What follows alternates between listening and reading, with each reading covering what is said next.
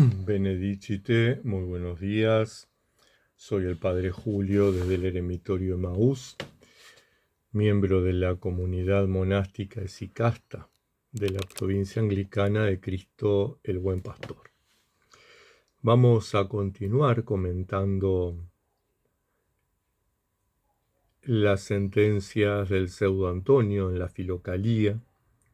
Hoy vamos a tomar las sentencias 91, 92 y 93, que nos van a situar en la temática de la libertad, del combate espiritual y, de alguna manera, en lo que tiene que ver con la unificación del ser humano, ese que es el objetivo de la práctica esicasta.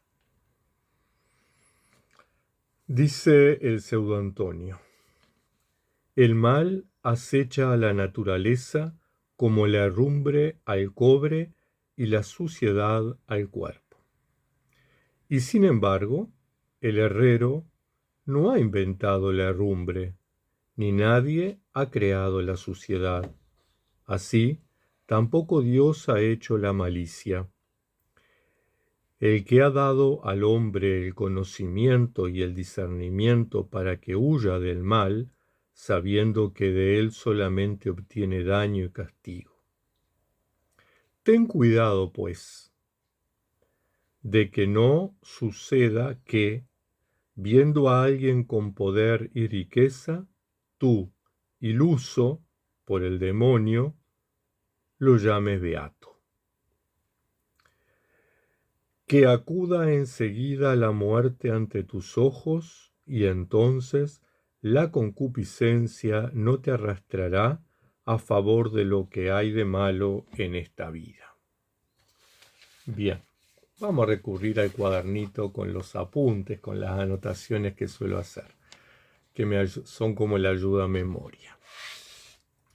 En primer lugar, esta sentencia plantea la tensión, ¿verdad?, que existe en todo proceso de libertad entre el bien y el mal, el elegir y el renunciar. Dios no es el origen del mal. El mal es producto de una libre decisión nuestra. Dice el Pseudo Antonio: Dios ha dado conocimiento y discernimiento. Por lo tanto, tenemos la capacidad de observar, de pensar, de reflexionar, de discernir y de decidir. Pero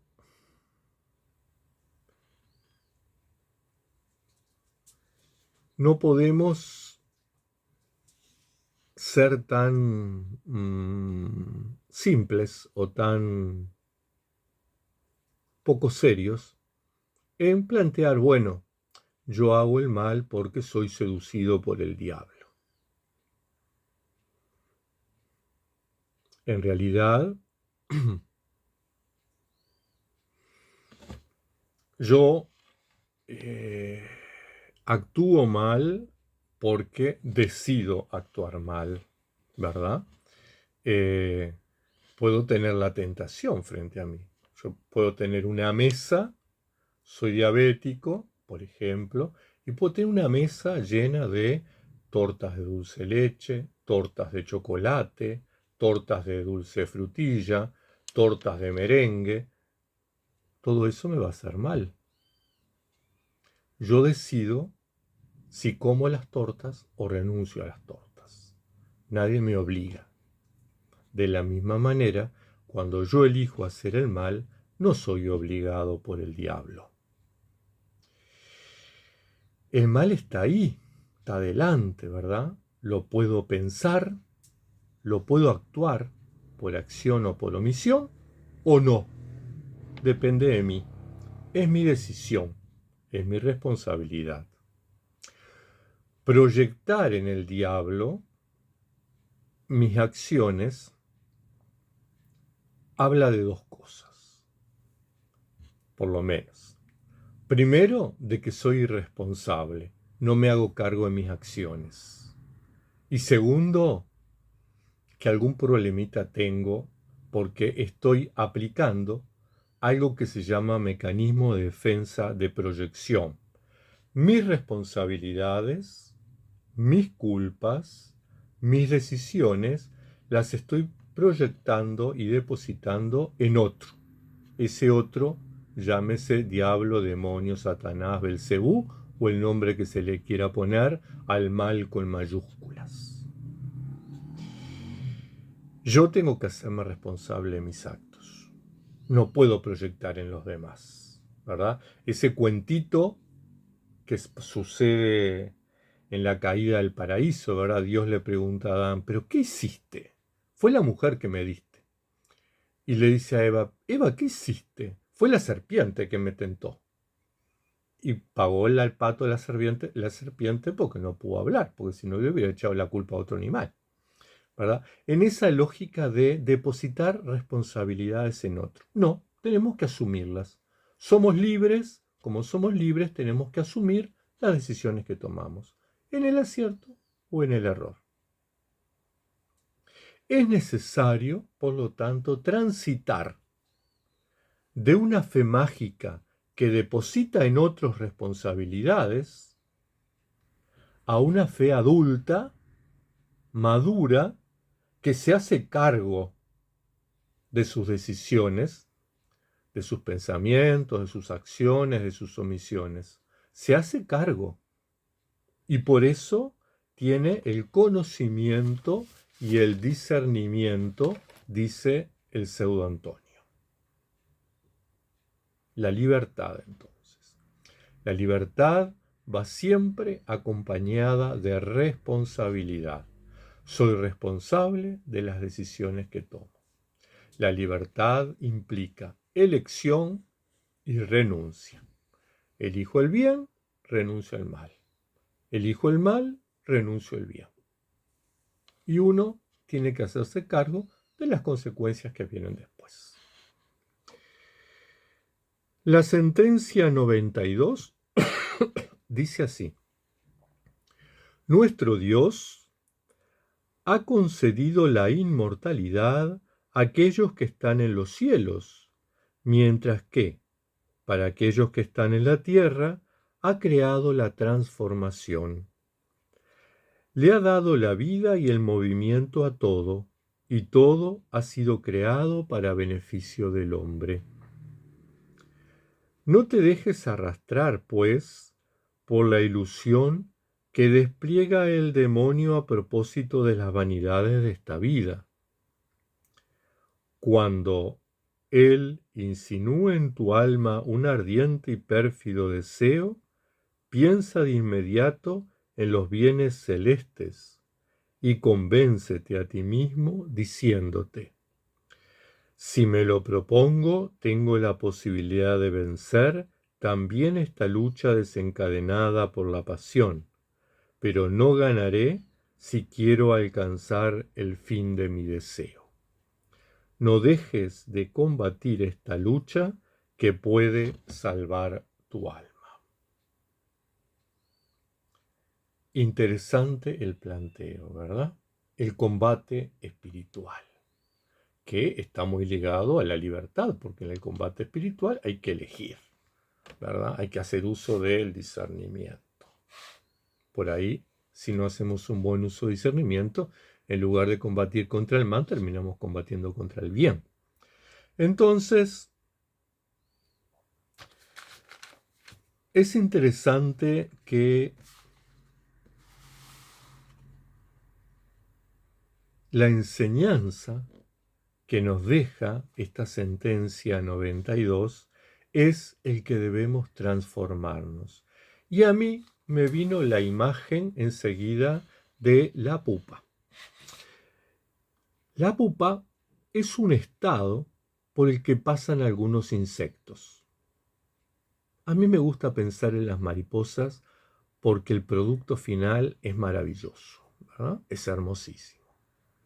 Es un proceso de metamorfosis, un proceso de transformación, donde va dejando de ser larva y se va transformando en ese proceso de metamorfosis en el adulto que se llama imago. O sea que de larva pasa a imago en un proceso de transformación. Para muchos insectos se ocultan para ese proceso de metamorfosis en una cápsula que los protege. Se han visto cuando el gusano teje esa especie de canasto, ¿verdad? Que luego se abre y sale la mariposa y extiende sus alas y es bellísima. No sé si han podido ver el nacimiento de una mariposa, pero es algo maravilloso. Bien, está encerrada, está protegido y dentro de ese lugar que uno no ve nada y parece que no hubiera nada, se está dando un proceso impresionante de transformación. Pareciera que no hay incidencia ninguna, no hay movimiento, no hay vida, es como, ¿verdad? Una caparazón. Sin embargo, se está dando una actividad transformadora impresionante. Ese gusano está dejando de ser gusano y se está transformando en una maravillosa y colorida mariposa. Algo parecido pasa con nosotros, quienes buscamos en la vida monástica esa transformación, ¿verdad? Nos ocultamos en el silencio, en la soledad, en la ermita o el monasterio, ¿verdad? Estamos ocultos a la gente. La gente que nos ve dice, pero estos inútiles no hacen nada. El mundo se cae a pedazos y ellos cantan salmos, solo rezan. Pero hay toda una actividad interior que se va dando, producto del discernimiento y de la ascesis, ¿verdad? A través del discernimiento se va dando el combate espiritual y a través de la ascesis nos vamos entrenando, ¿verdad? La ascética monástica está marcada por la oración, está marcada por la lección divina, está marcada por las vigilias, por el ayuno y por el trabajo. Son los 5 pilares que sostienen la vida monástica. Sin esos 5 pilares, difícilmente se sostenga a alguien en la práctica monástica. Tarde o temprano se le cae el proyecto.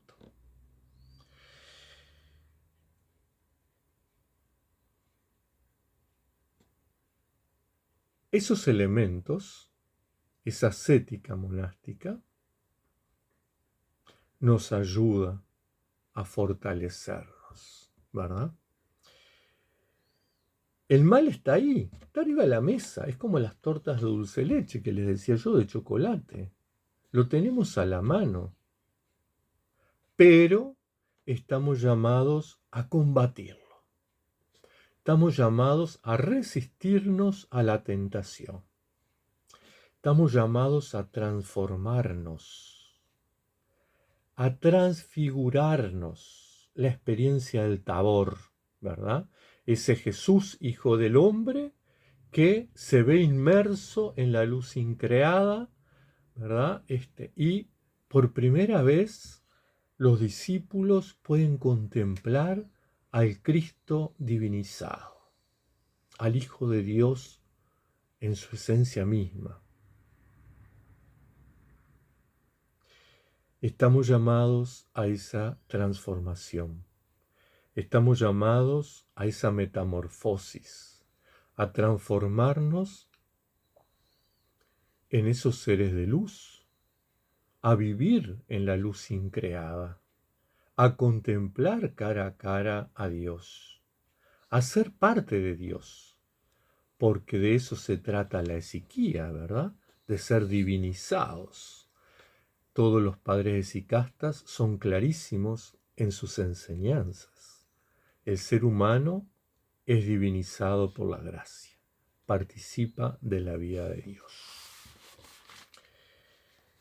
La sentencia 93 dice así: la vida es la unión y la conjunción del intelecto del alma y del cuerpo. La muerte, por otro lado, no es la destrucción de las fuerzas conjuntas, sino la disolución de su recíproca relación. Para Dios, todas las cosas pueden ser salvadas, aún después de esta disolución. Entonces nos plantea que el intelecto, el alma, el cuerpo están unidos, ¿verdad? Y que la muerte no es la destrucción de uno de ellos, sino la disolución, la separación. Es muy interesante el concepto que nos invita a trabajar, la unificación del ser humano.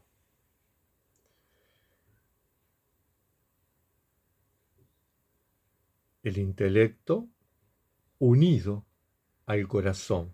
Y el corazón no es el órgano que late y bombea sangre para todos lados.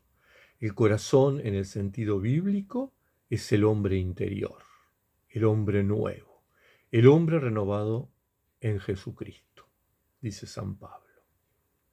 Entonces, el intelecto unido a ese ser que está en nosotros. De momento, en la etapa de larva, si nos remitimos a la sentencia anterior. Poco a poco vamos a ir haciendo la metamorfosis. Y ese intelecto, unido a ese corazón, a ese ser interior, está unido también al cuerpo. Y no estamos hablando del cuerpo y del espíritu, esa disociación que solemos hacer los cristianos, ¿verdad? El cuerpo es malo, el espíritu es bueno.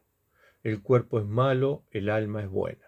El cuerpo nos conduce al pecado, el alma nos conduce a Dios. Bueno, en esta vida todo es relativo. Todo depende del lente con que uno lo mire. Todo depende del proceso de discernimiento que hagamos. Todo depende cómo concibamos el Evangelio de Jesucristo. El ser humano es una sola cosa, no es cuerpo y alma, no es cuerpo y espíritu. El ser humano es un cuerpo espiritualizado y un espíritu corporalizado, si se quiere. Pero están estrechamente unidos y tenemos que tener eso muy en cuenta siempre. Es necesario revalorizar esto, el cuerpo.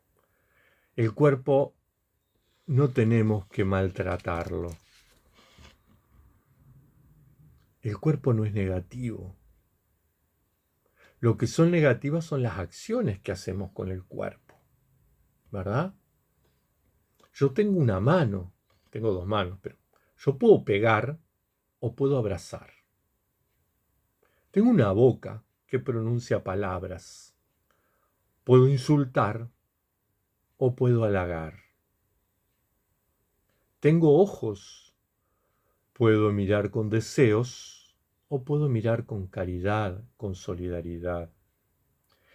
El cuerpo no es malo, lo malo son las acciones que hacemos con el cuerpo, el resultado de nuestras elecciones y nuestras renuncias. Esto, dice San Pablo, este cuerpo es templo del Espíritu Santo. Esto, dice el Génesis, es imagen y semejanza de Dios. Esto, dicen los profetas, es creación de Dios.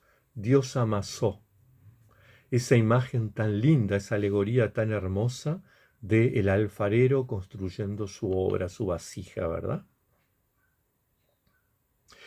Y Génesis termina diciendo, cuando Dios finaliza la creación y lo último de la creación es el ser humano, dice, y vio que era muy bueno.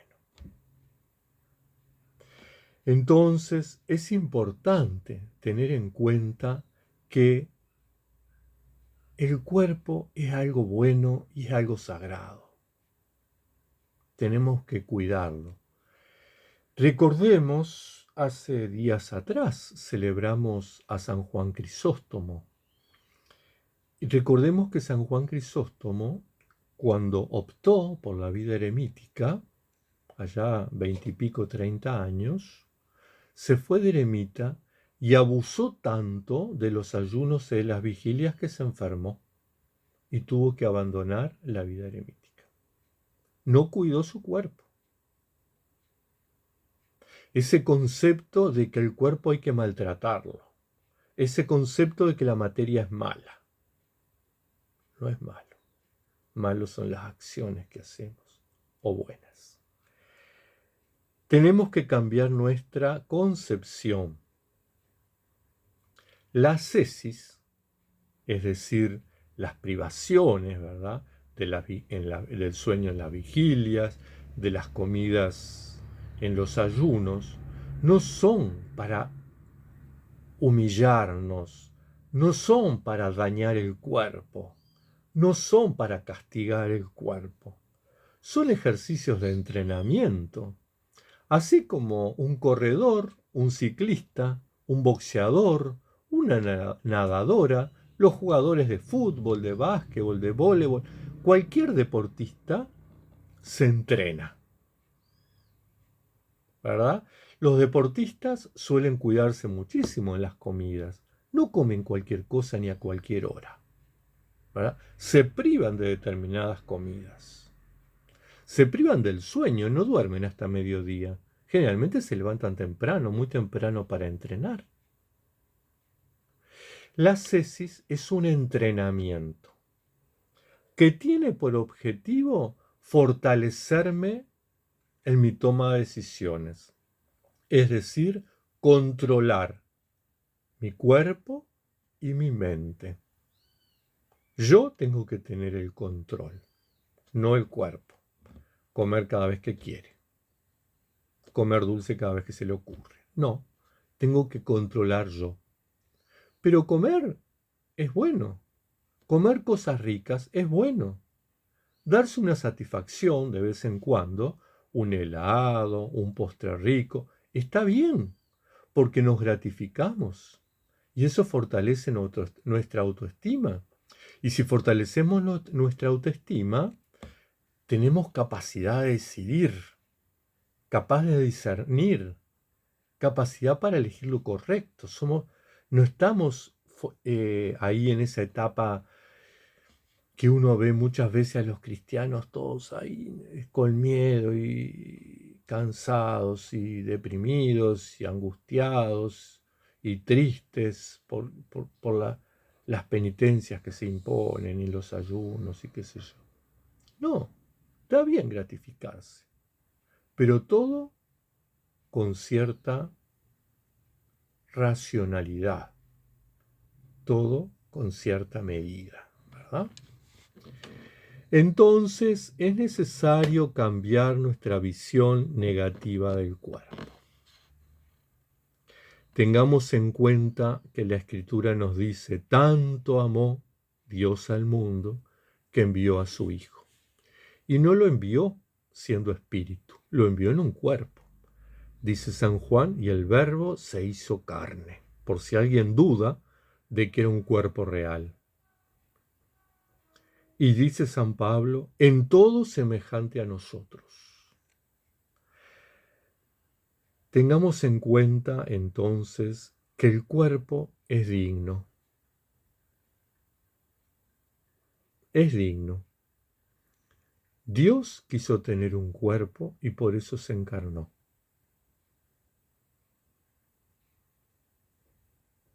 Dios tuvo un cuerpo que lo transformó al resucitar.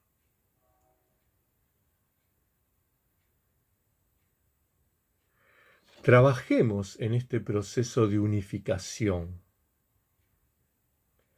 Trabajemos en este proceso de estar unificados interiormente, de meternos dentro del hombre interior, de gestionarlo y de gestarlo para poder parirlo como la mariposa.